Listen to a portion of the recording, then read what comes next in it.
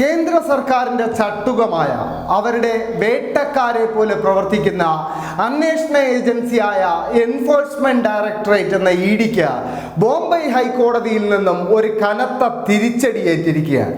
രാജ്യമെമ്പാടുമുള്ള എൻഫോഴ്സ്മെന്റ് ഡയറക്ടറേറ്റിന്റെ പ്രവർത്തനത്തെ പോലും ചോദ്യം ചെയ്യുന്ന ഒരു വിധിയാണ് കഴിഞ്ഞ ദിവസം ബോംബെ ഹൈക്കോടതിയുടെ സിംഗിൾ ബെഞ്ചിൽ നിന്നും പുറത്തു വന്നത് എന്ന് പറയേണ്ടിയിരിക്കുന്നു.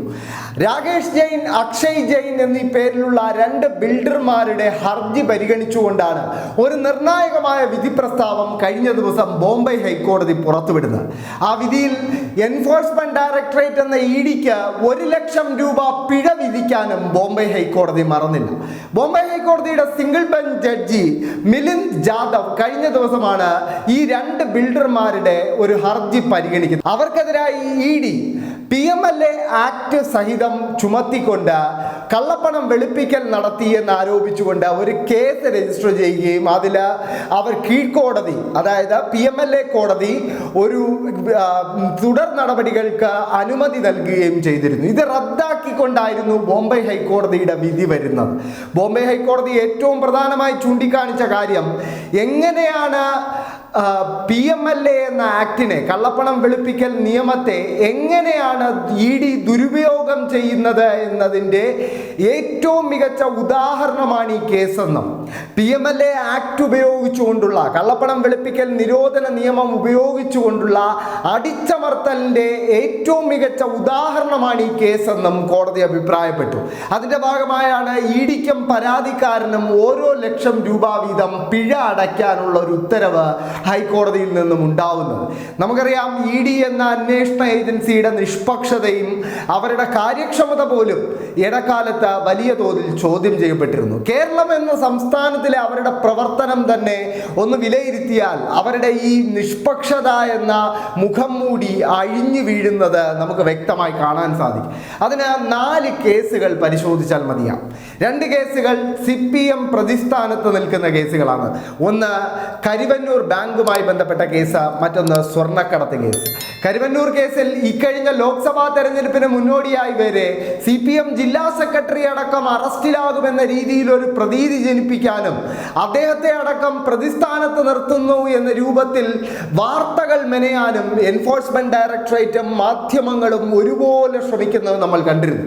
എന്നാൽ പിന്നീട് ആ കരിവന്നൂർ ബാങ്കുമായി ബന്ധപ്പെട്ട കേസിൽ ഏതെങ്കിലും CPM നേതാക്കളെ ഇതേ ഇഡി ചോദ്യം ചെയ്യാൻ വിളിപ്പിച്ചതായി പോലും ഒരു വാർത്ത പുറത്തുവന്ന് നമ്മളാരും കണ്ടിട്ടില്ല. അതിൽ അന്വേഷണം ഏതാണ്ട് നിലച്ച മട്ടാണ്. ഇതേ സമാനമായിരുന്നു ഒന്നാം പിണറായി സർക്കാരിന്റെ അവസാന കാലത്ത് ഉയർന്നു വന്ന സ്വർണ്ണക്കടത്ത് കേസും. സ്വർണ്ണക്കടത്ത് കേസിൽ കേരളം നിറം പിടിപ്പിച്ച കഥകൾ ഇതേ ഇഡിയുടെ റിപ്പോർട്ട് എന്ന രൂപത്തിൽ മാധ്യമങ്ങൾ പ്രസിദ്ധീകരിക്കുന്നത് നമ്മൾ കണ്ടിട്ടുണ്ട്.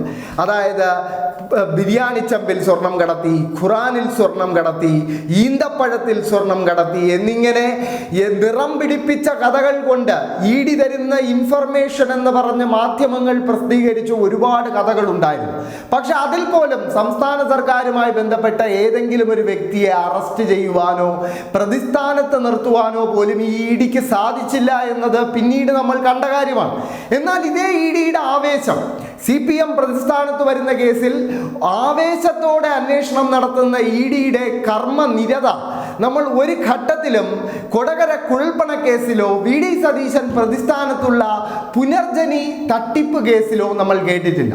പുനർജനി കേസിൽ PMLA ആക്ട്, കള്ളപ്പണം വെളുപ്പിക്കൽ നിയമം ബാധകമാകുന്ന നിലയിലുള്ള ഒരു പ്രസ്താവന VD സതീശൻ തന്നെ പരസ്യമായി നടത്തിയിട്ടും, അതായത് അദ്ദേഹം ബർമിംഗ്ഹാമിലടക്കം ലണ്ടനിലടക്കം പോയി ഈ പുനർജനി പദ്ധതിക്കായി പിരിവ് നടത്തി എന്ന് അദ്ദേഹം തന്നെ വാർത്താ സമ്മേളനത്തിൽ സമ്മതിക്കുന്നതിൻ്റെ ദൃശ്യങ്ങൾ പരാതിക്കാരൻ ഇഡിക്ക് കൈമാറിയിട്ട് VD സതീശനെ ഒന്ന് ചോദ്യം ചെയ്യാൻ പോലും എൻഫോഴ്സ്മെന്റ് ഡയറക്ടറേറ്റ് തയ്യാറായിട്ടില്ല.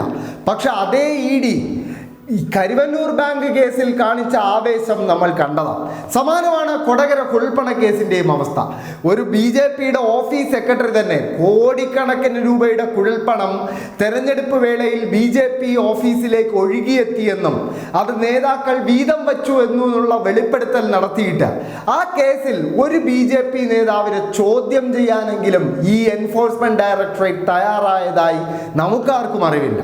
ഇ ഡി എന്ന എൻഫോഴ്സ്മെന്റ് ഡയറക്ടറേറ്റിന്റെ നിഷ്പക്ഷത എന്ന മുഖംമൂടിയെ വലിച്ചു കീറുന്ന ഒന്നാണെന്ന് പറയേണ്ടിയിരിക്കുന്നു. എന്തായാലും ഇ ഡിക്ക് കിട്ടേണ്ട ഒരു തിരിച്ചടി തന്നെയാണ് ഇപ്പോൾ ബോംബെ ഹൈക്കോടതിയിൽ നിന്നും 1 ലക്ഷം രൂപ പിഴയുടെ രൂപത്തിൽ ലഭിച്ചത് എന്ന് പറയേണ്ടിയിരിക്കും.